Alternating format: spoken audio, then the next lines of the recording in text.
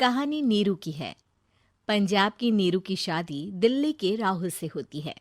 दिल्ली कितना बड़ा शहर है ना, लेकिन आप लोगों का घर तो बहुत छोटा है। हमारे पंजाब में तो ये बड़े बड़े घर होते हैं कि मजा ही आ जाता है। कोई बात नहीं नीरू, मैं भी तुम्हारे लिए बहुत बड़ा मकान बनाऊंगा बहुत जल्दी। नीरू के पिता जहाँ पंजाब के जाने माने व्यापारी थे, वहीं उसका पति राहुल दिल्ली में एक सिंपल नौकरी करता था। माँ, यहाँ तो घी मक्खन इतना महंगा है कि क्या बताऊं। मैं तो तरस ही जाती हूँ घी खाने के लिए। नीरू की माँ को ये सुनकर बहुत दुख होता है। मेरी बेटी को घी नसीब नहीं हो रहा है और ये बहू यहाँ बैठकर घी में शक्कर डाल रही है। देख वनिता, मैं साफ कह रही हूँ, इस घर में जितना घी आएगा उतना ही मेरी बेटी के घर दिल्ली भी जाएगा। अरे ये क्या बात होती है माँ जी? बेटी का उतना ही करो जो अच्छा लगे।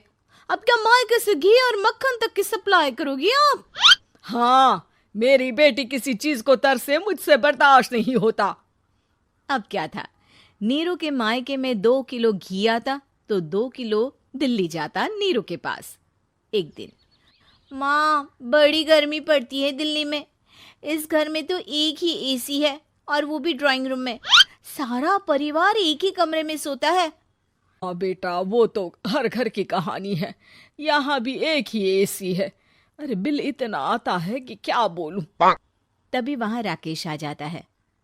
माँ, थोड़ी देर में यहाँ कुछ प्लम्बर आएंगे मेरे कमरे में एसी लगाने। जरा ध्यान से लगवा देना ना माँ। ओए, ऐसे कैसे तेरे कमरे में एसी लगेगा? हाँ राकेश, एक बार बात तो कर लेता। अरे पापा, वो वनिता को गर्मी में नींद नहीं आती। ड्राइंग रूम में सबके साथ सोने में वो अनकंफर्टेबल है, इसलिए। अरे पूरे परिवार के साथ वहां तेरी बहन नीरू भी तो सोती है। वो नहीं हो रही क्या अनकंफर्टेबल? समझ रहा है ना? अगर एसी लगेगा तो एक दिल्ली में तेरी बहन के कमरे में भी लगेगा, तभी तू लगा सकेगा। राकेश वनिता को सारी बात बताता है। वनिता करती भी क्या, मन मारकर बैठ जाती है। माँ, ये लोग ठीक नहीं है, क्या करूं मैं? अरे बेटी, यहाँ आ जा, तू यहाँ आकर रह ले। अरे छोड़ दे ऐसे पति को। कैसे छोड़ दूं माँ? समाज क्या कहेगा, लोग क्या कहेंगे? वैसे भी मेरा एक बेटा है मयंक। अरे हटा बेटा, तेरी उम्र ही क्या है? इतनी परेशान रहेगी तो काम कैसे चलेगा? खैर, बात आई गई हो जाती है।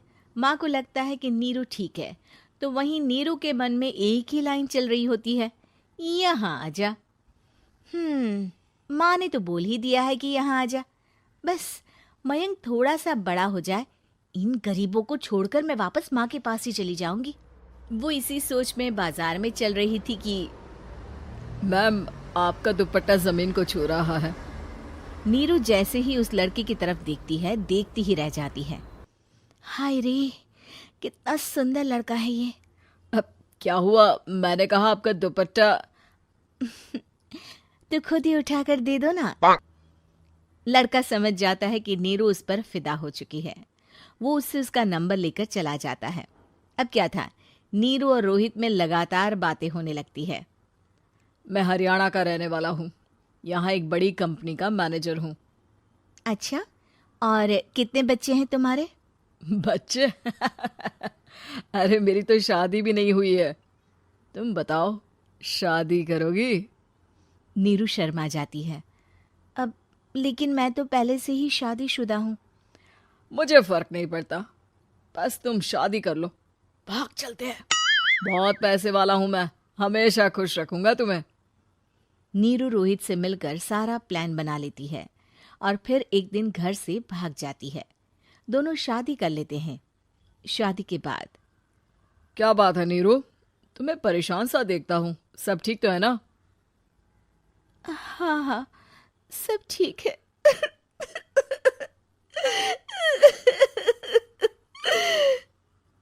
ये कहते कहते ही वो रोने लगती है। अरे क्या हो गया, रो क्यों रही हो? मैंने तुमसे एक बात छुपाई है। और वही बात अब मुझे परेशान कर रही है। रोहित, मेरा एक बेटा भी है, उसका नाम मयंक है। क्या बात कर रही हो? ये तुमने मुझे पहले क्यों नहीं बताया? देखो नीरू, मेरी माँ को मैंने ये नहीं बताया है कि तुम शादीशुदा हो। बच्चा मैं मैनेज नहीं कर पाऊंगा। नीरू को समझ में नहीं आता कि वो क्या करे। तुम उस बच्चे को अपनी माँ को क्यों नहीं दे देती? नीरू चुपके से माँ को फोन करती है। माँ, क्या मयंक को तुम रख सकती हो? बेटा, मैं राकेश के साथ बात करती हूँ। आखिर घर का बेटा वही है, जो वो बोलेगा। वैसे भी बेटा, तूने जो किया है ना, उसके बाद से पूरा घर तेरी बुराई कर रहा है। मैं भी अब किसी से तेरे लिए लड़ नहीं सकती। राकेश बेटा, नीरू ने तो जो किया बहुत ही बुरा किया, लेकिन मैं सोच रही थी कि क्यों ना मयंक को हम यहाँ ले आए। तभी वनीता बोल पड़ती है। वाह जी, ऐसे कैसे यहाँ ले आए? यहाँ क्या भंडारा भरा है? और जिस बच्चे की माँ ने नहीं सोचा, उसके लिए हम क्यों सोचे? नीरू को एक बार तो अपने बच्चे के बारे में सोचना चाहिए था ना। अरे लेकिन तेरे पास भी तो लड़का नहीं है ना वनीता। माँ, वनीता ठीक बोल रही है। कल को वो बड़ा होकर इसी घर का हिस्सा मांगेगा तो हम क्या करेंगे? माँ कहती भी तो क्या, वो चुप रह जाती है। वहीं नीरू का पहला पति कहता है। माँ, अगर आज भी वो वापस आ जाए तो मैं उसे माफ कर दूंगा। बेटा, गरीबी चीज ही ऐसी है, क्या करेगा? तू तो अब मयंक का सोच। वो बेचारा तो बिना माँ का हो गया। मयंक के खातिर तू दूसरी शादी कर ले बेटा। लोगों के लाख समझाने के बाद नीरू के पहले पति की शादी रिद्धि से हो जाती है, जिसके पहले पति से 2 बच्चे होते हैं। देखो जी, मैंने शादी सिर्फ बच्चे के खातिर की है।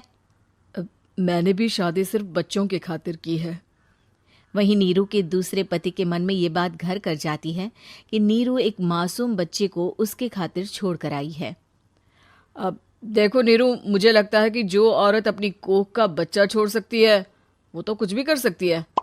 कल को तुम्हें मुझसे अच्छा कोई मिल गया तो तुम तो मुझे भी बाय बाय कर दोगी ना। नीरू को अब उसका दूसरा पति ताने देना शुरू कर देता है। तंग आकर नीरू उसके यहाँ से भागकर अपने पहले पति के पास चली जाती है, लेकिन ससुराल में क्या लेने आई है नीरू, मयंक को?